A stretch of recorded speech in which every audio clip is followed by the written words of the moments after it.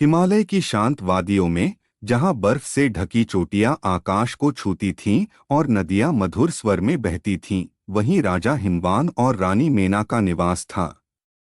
उनकी एक सुंदर और तेजस्वी पुत्री थी, पार्वती। बचपन से ही पार्वती का मन भगवान शिव की भक्ति में रमा रहता था।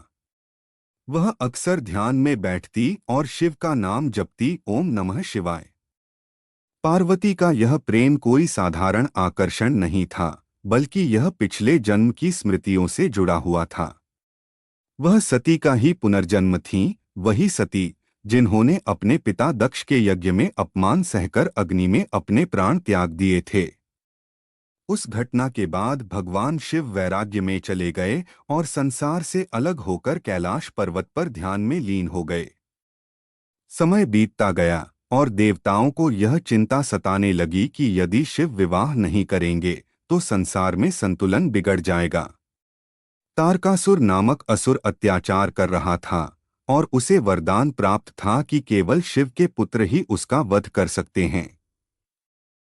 इसलिए देवताओं ने पार्वती से प्रार्थना की कि वे शिव को प्रसन्न करें और उनसे विवाह करें। पार्वती ने यह निश्चय कर लिया कि वे भगवान शिव को ही अपना पति बनाएंगी। उन्होंने कठोर तपस्या का मार्ग अपनाया। पहले उन्होंने केवल फल खाए, फिर केवल पत्तों पर जीवन यापन किया और अंत में उन्होंने भोजन और जल तक त्याग दिया।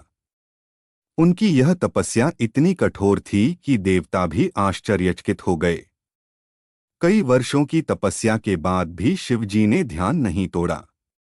तब देवताओं ने कामदेव को भेजा ताकि वे शिव के मन में प्रेम का भाव जागृत करें।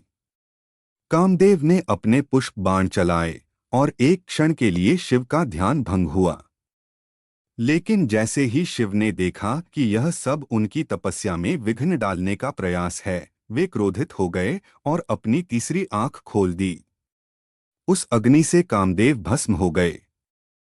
यह देखकर पार्वती विचलित नहीं हुई। उन्होंने अपनी तपस्या जारी रखी।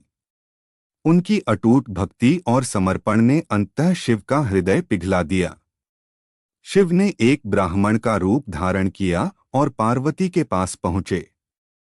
उन्होंने पार्वती से कहा, तुम किसके लिए इतनी कठोर तपस्या कर रही हो? पार्वती ने विनम्रता से उत्तर दिया, मैं भगवान शिव को अपने पति के रूप में प्राप्त करना चाहती हूँ। ब्राह्मण रूप में शिव ने शिव की आलोचना करनी शुरू की। शिव तो एक अघोरी हैं, वे भस्म लगाते हैं, सर्पों को धारण करते हैं और श्मशान में रहते हैं। तुम जैसी सुंदर और राजकुमारी उनके योग्य कैसे हो सकती हो? पार्वती ने यह सुनकर दृढ़ स्वर में कहा, आप चाहे कुछ भी कहें, लेकिन मेरे लिए शिव ही सर्वोत्तम हैं। उनका स्वरूप बाहरी नहीं, बल्कि उनके भीतर की दिव्यता ही सच्ची है। मैं उन्हें ही अपना पति मानती हूँ। पार्वती की इस अटूट श्रद्धा को देखकर शिव प्रसन्न हो गए।